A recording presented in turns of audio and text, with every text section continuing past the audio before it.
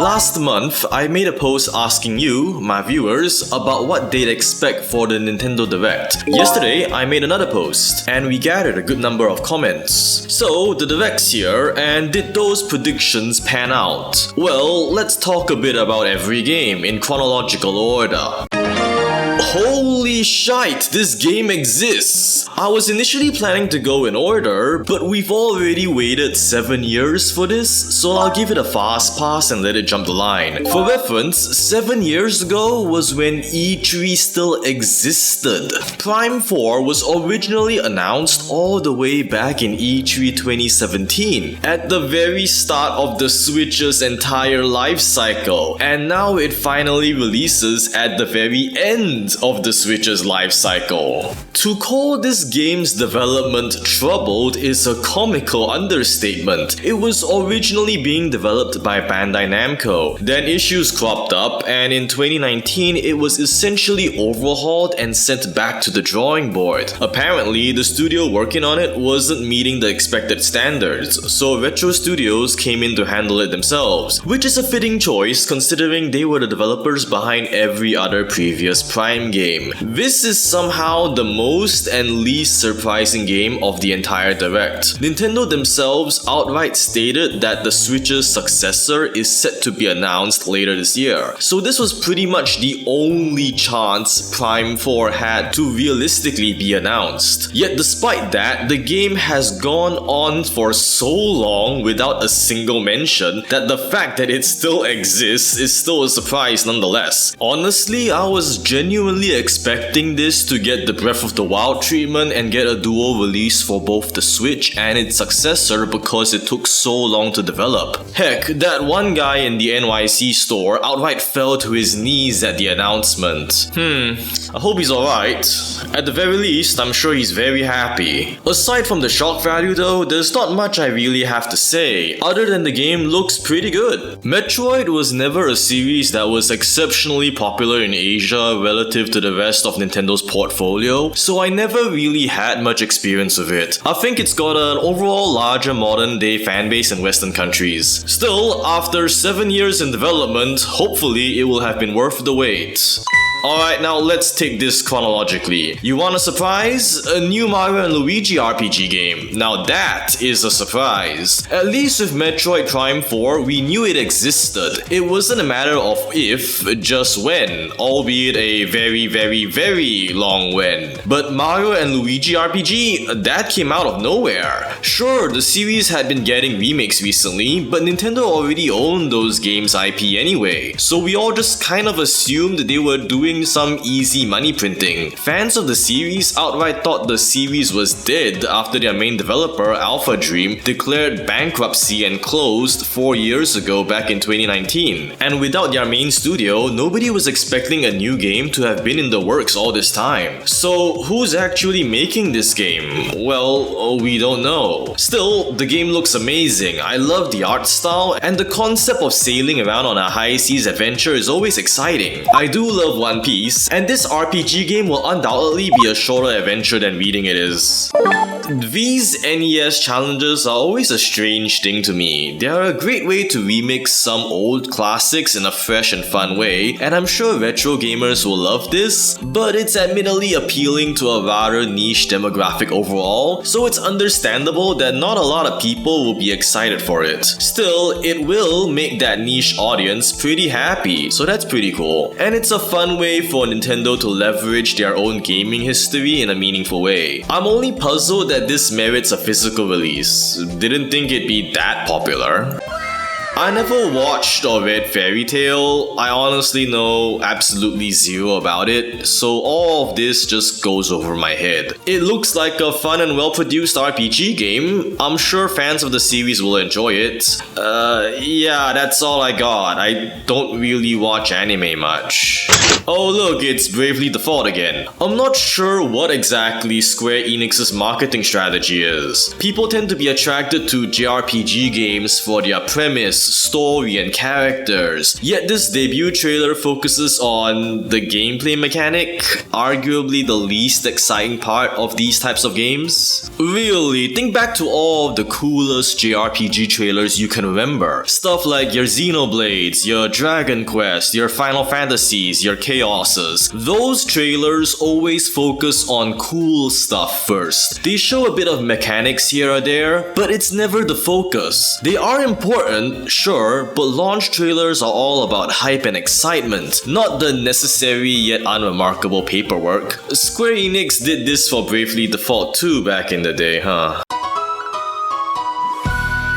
Wii Sports. Oh wait, right, it's Switch Sports now. The free basketball update is neat. Certainly wasn't expecting a free update so close to the end of the Switch's cycle, but I'll take it. Though that does likely indicate that Switch Sports has been a competent financial success for them if they decided to give it a new freebie update like this. Betting they'll make another sports game for the Switch successor.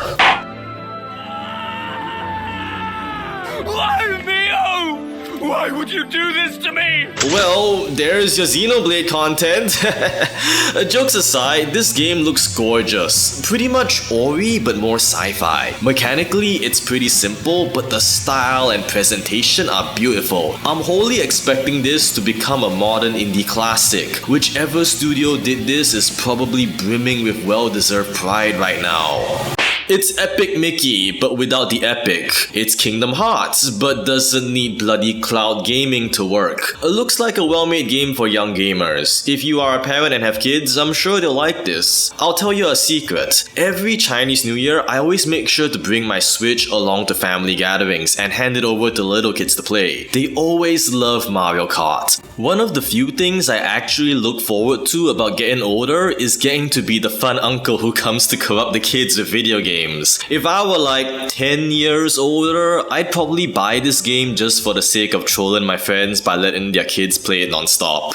You know, Hello Kitty is actually a shockingly huge franchise. Like, this little cat thing's merchandise earned $89 billion in lifetime sales. That's equal to the lifetime sales of Batman, the Marvel Cinematic Universe, and James Bond combined. Don't sleep on this game. A Hello Kitty themed Animal Crossing has ridiculous money-making potential. My sister will probably like this. Sure, she's an adult now, but she still adores the cat and I respect that.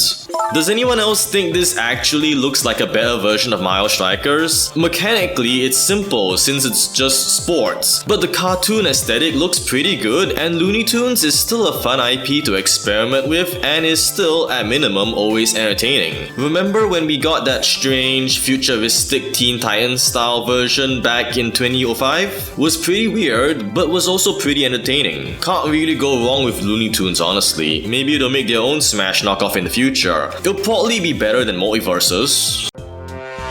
Among Us. It's Among Us, what do I have to say?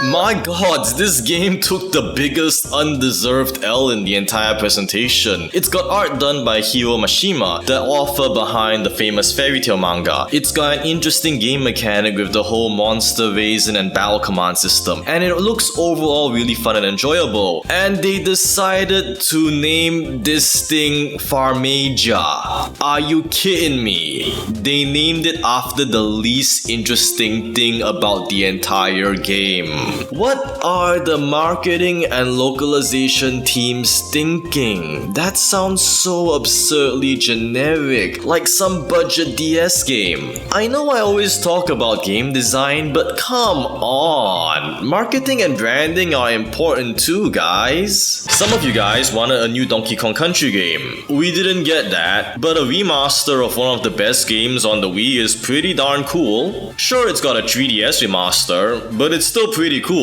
We'll probably get a new Donkey Kong Country for a Switch's successor. Have patience. Dang, this one guy who wanted a Dragon Quest remake must be popping off right now. Even got the exact number right and everything. Dragon Quest is rather notable in how huge its popularity differs depending on region. It's pretty much the JRPG franchise in its homeland of Japan, but it only became known to the West in relatively recent times. Heck, for some people, their knowledge of Dragon Quest largely extends to Smash and the funny Thwack Boys. This section took up a well-deserved 3 minutes in the presentation, which is kinda huge considering it's just a remake. Goes to show how huge Dragon Quest is. If you are a huge JRPG lover, you likely have a good time with this. I never really understood why people liked Funkos so much. They always look really weird to me. Regardless, this looks like a Funko version of the LEGO series games, which is a good thing. Those can be some pretty fun games. LEGO Star Wars was great, and it gifted us the famous Yoda death noise. It feels like this specific remaster took way longer than it had any reason to, and I'm not sure why. I did love Luigi's Mansion 2 back during the 3DS days, and I kinda feel it's the best of the 3 games so far. The third game got a bit too gimmicky in its mechanics for my taste, but this one struck a nice balance. I typically don't buy HD remasters of games I've bought before, but I enjoyed Luigi's Mansion 2 enough that I might actually pick this up. I remember having a really enjoyable time with it.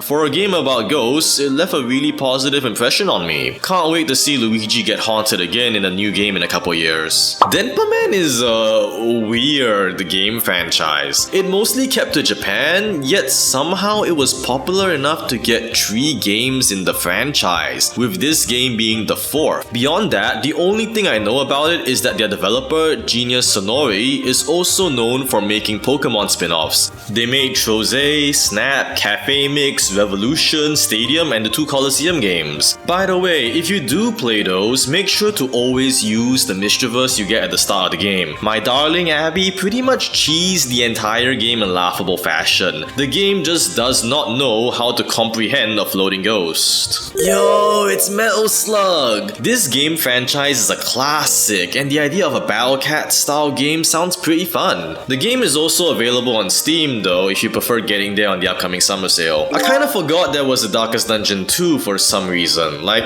I know the first game exists and was a huge hit, but I somehow didn't notice the sequel. I actually never played this, though I've got a couple friends who love this game. Strangely enough, I actually did play the board game version of Darkest Dungeon, and that was simultaneously one of the most fun yet most painful board game experiences I've ever gone through. They basically tried to transplant every mechanic from the main game to a board game format, and that was really difficult to run. It took us like 5 weekend sessions to finish it. Big respect to my game master for managing to handle it. The idea of giving free classic games as part of the Switch online purchase is, well, it's certainly an idea. It isn't a bad idea, mind you, but it's just really hard to justify paying for online play in this current day and age where the internet is so widely available. Ever since Microsoft and Sony opened the figurative Pandora's box, from a financial standpoint, it's understandably kinda hard to justify leaving free money on the table. It's pretty neat for retro gamers, but I kinda wish they'd give us something neat for general gamers too. I think this game is made by the same studio which made Disgaea, right? Well, I definitely know of one friend who will like this. Apart from that, I don't have much to say. Though I do like the whole pirate sailing journey theme. Why yes, Wind Waker was my favorite Zelda title. Brandon 400. These are pretty nifty arcade classics. Capcom's been on a roll with porting, repackaging, and reselling their classic games in recent years. Retro gamers will love the Marvel beat-em-ups, but Marvel vs. Capcom is undoubtedly the prize jewel of this package. That's fighting game history right there, and there's definitely an audience of dedicated fans on Fightcade who'd love to play these games with updated visuals. New Mario Party! I definitely wasn't expecting this. I mean, I was expecting a new Mario Party, sure. After Superstar suspiciously never got any DLC, I was expecting them to be making a new game. But I figured they'd save it for the Switch successor's launch, not right here. At any rate, Mario Party is always an extremely fun time, so I'm expecting this to be an extremely great time as well. Every game streamer is also probably popping off and pre-ordering this immediately too. Not only is it a gold mine for endless content for them, but Mario Party is also incredibly fun in general. I can't wait to see Alpha Rat host the tournament and give himself a carpal tunnel again. and we just get hit after hit. What better way to follow up on Mario than Zelda? And surprise, it's actually Zelda, not Link. This is the first ever game with Zelda as the main playable character. Zelda being a playable protagonist was a popular theory floating around during the initial lead up to Tears to the Kingdom. People saw her short hair and adventurous redesign and were excited at that possibility. Turns out they were just a single game off. You know, between this game and the recent Princess Peach Showtime, Nintendo's really been leveraging their female leads pretty hard. It's like they suddenly remembered that these characters are actually popular and that gamers don't need to be locked to male protagonists anymore. Then again, Nintendo is, despite its reputation for innovation, quite traditional in many regards. Anyways, this game is awesome. It reminds me a lot of the Link Between Worlds top-down game style, and the toy look reminds me a lot of the Link to the Past aesthetic in a good way. Considering the game likely uses the same engine, yeah, that shouldn't be a surprise. Not sure what to make of the new mechanic though. It feels less like a traditional sword and bow adventure and more like Minecraft or something. That said, it's definitely a unique way of making this game mechanically function differently from any other Zelda game before it, which makes sense considering it's got a totally different main protagonist this time. I always forget that Ubisoft is still making just dance games. I mean, I get it. It's casual and it's undoubtedly popular enough to earn money from many casual players, but I'm always confused to see it appear in the Rex. After all, the audience who enjoys these games don't generally watch the Rex. Maybe it's just a way to announce the game? I don't know. Still, they've been doing this for like 10 years or something, so their marketing team must be doing something right. Didn't I mention Lego earlier on? Horizon was notably a major Sony exclusive title, so it's certainly surprising to see it get a Lego spin-off, and then seeing said Lego spin-off release on the Switch. I wonder if this means anything about Horizon itself being on Nintendo consoles in future. Probably not. Best not think too hard about that too much. It's a rabbit hole that goes a bit too deep. Maybe in a future Smash game or something. Anyway, like I mentioned earlier, the Lego adventure games are pretty fun. Not much else to add here. Stray is what I like to call a premise-selling game. It's a game which has a solid story, mechanics, and polish, but everybody kind of ignores all that and buys the game because they can be cat. It's a lot like the Untitled Goose Game. Yeah, the mechanics are fun, but really the premise of these games is what attracts people's attention. Like I often say, mechanics are important, but gamers don't see mechanics. Regarding the game itself, Stray is a good game. People say it's overrated, but it's pretty much a solid 3D linear adventure game. It does exactly what it needs to perfectly well, and the level of polish is simply excellent. But really, all of everything I said doesn't matter, because you will buy it because of cats. Now, you too can be Billbo Bagins. This is a cozy farming simulator game. If it didn't have the Lord of the Rings IP, it'd be pretty forgettable. But it does have the IP, so that's cool. IP-based games like these live or die less so by mechanics and more so by theme. What makes them fun isn't their mechanics or difficulty, but more about how well the game developers manage to capture the spirit of the franchise. And an especially great way to give an IP game a unique identity is to have that game focus on an aspect of the story or setting which the original IP never explored too deeply. The Lord of the Rings is an epic adventure, and the Shire is a surprisingly unexplored location. Expanding upon it is a great way to give the game a unique identity and also expand upon the franchise's world building as a whole. At the very least, this game will be a hit in New Zealand. Hold it!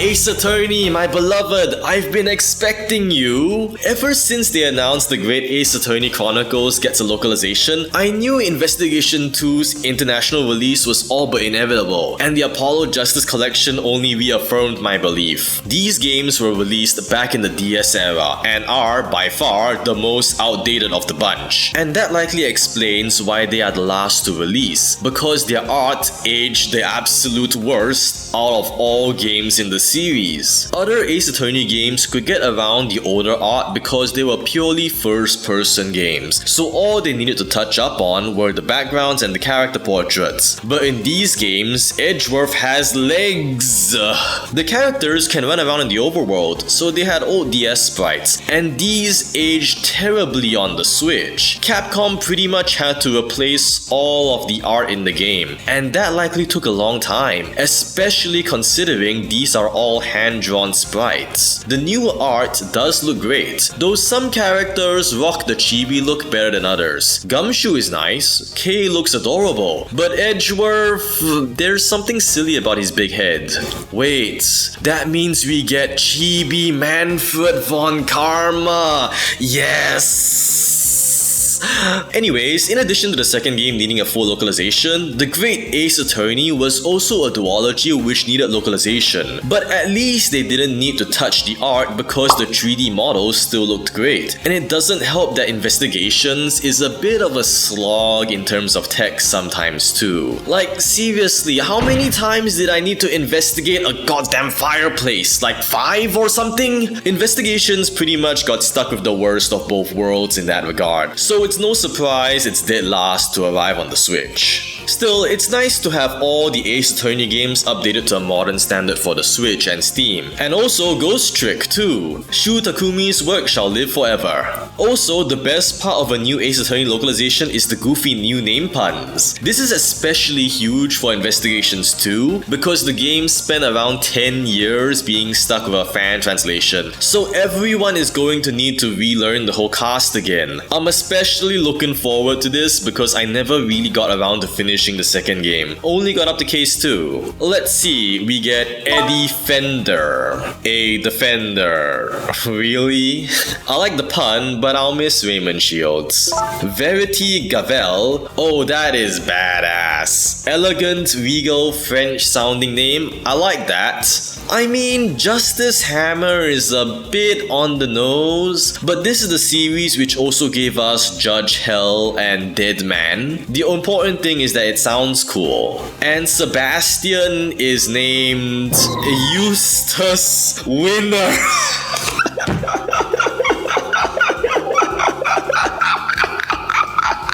Oh, that name is so stupid. It's perfect.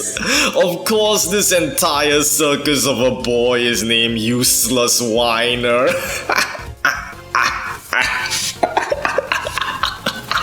You know, despite playing almost every single Ace Attorney game in existence, I've never really touched Danganronpa. I've heard good things about it, and Rui Komatsuzaki's character design and art style is distinctive and attractive. But the games never really caught my attention for some reason. I also recall that Komatsuzaki did the character design for another Switch game, Raincode. I was pretty interested in that game too, and then just forgot somehow.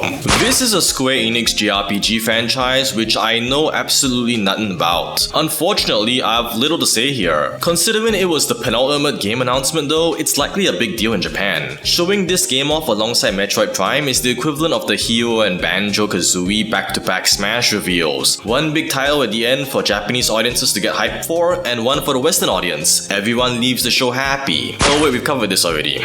Well, that's the end, and that's all my thoughts. Hopefully, everyone had a good time with this presentation and got at least 1 or 2 games they find interesting. This is likely the Switch's last big hurrah. It's been a fantastic 7 years and the console still feels fun, but time marches on and technology advances onwards. The Switch's successor has already been stated to be due for an announcement soon, though it still feels like the sun is still too early to set. Even when that successor does get announced later this year, this lineup of games leaves me confident that the Switch will continue entertaining us for many more years to come.